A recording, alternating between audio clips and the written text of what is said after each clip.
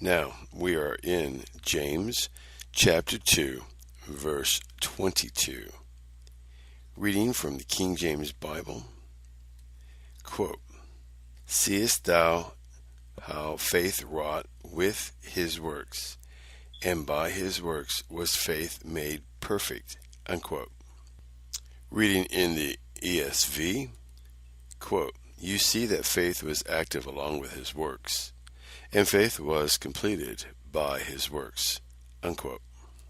And again in the Young's Literal Translation, quote, "Dost thou see that the faith was working with his works, and out of his works the faith was perfected." Unquote. Okay, let's go ahead and parse this from the Greek. Seest thou. That is written in the present tense, so it represents a simple statement of fact or reality viewed as occurring as actual time. It's in the active voice, represents the subject as the doer, the performer of the action. And it's written in the indicative mood, which is simply a statement of fact if an action really occurs or has occurred or really occurred.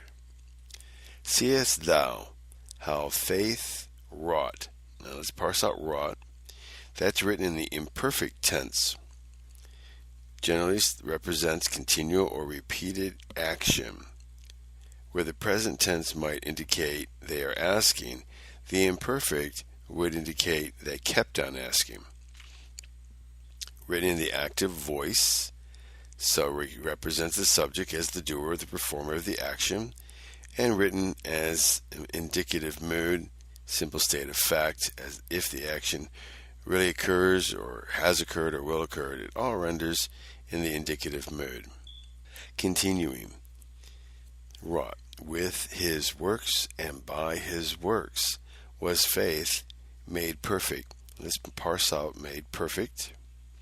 That's written in the aorist tense, so that means that the emphasis is on the punctual action without regards to time, past, present, or future.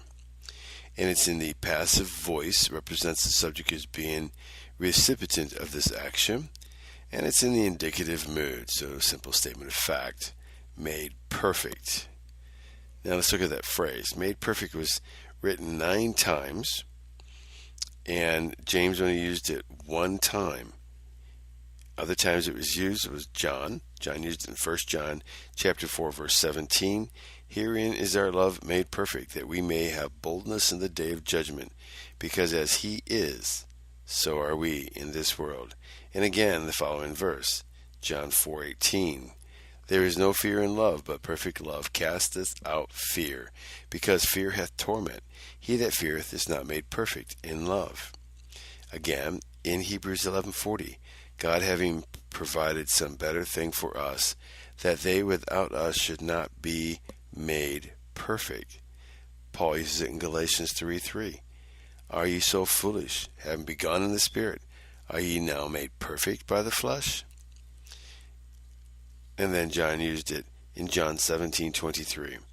"I in them, and thou in me, that they may be made perfect in one, and that the world may know that thou hast sent me, and hast loved them as thou hast loved me." Now let's move on to John Gill's commentary of the Bible to see what he wrote about this. Quote, "Seest thou how faith wrought with his works?" Unquote. Not to justify him before God, for neither faith nor works are ever said in Scripture to justify any man, but his faith being of the right kind, a faith which works by love, it put him upon doing his work and many others. For this was done in faith. Hebrews chapter 11, verse 17, reading from the King James Bible. Quote, "By faith Abraham, when he was tried, offered up Isaac, and he that received the promises offered up his only begotten son." Unquote. Continuing, "As all good works are, which are properly such, and where there is true faith, it will influence and engage a man to do good works, as it did Abraham." Quote, "And by works was faith made perfect." Unquote. not with an absolute perfection, though Abraham's faith was very great. Yet there were things lacking in it, and he had his fits and times of unbelief.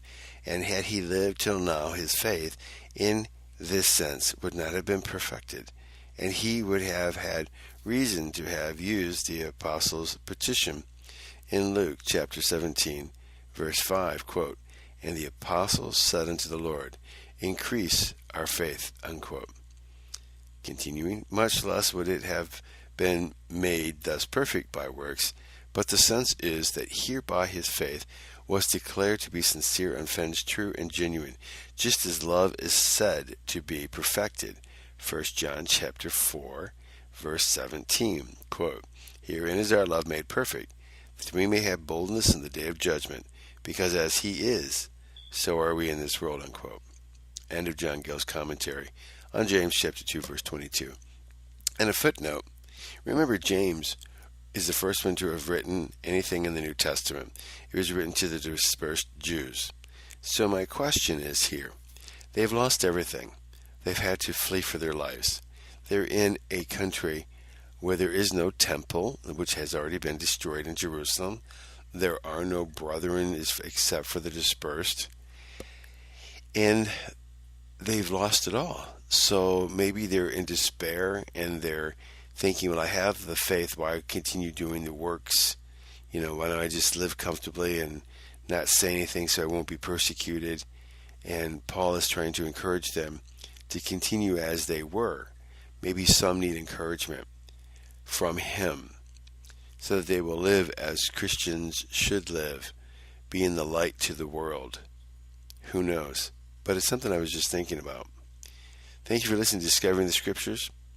Please like and share this so that others will get into studying the Scriptures and understanding it just like you are. May God richly bless you today.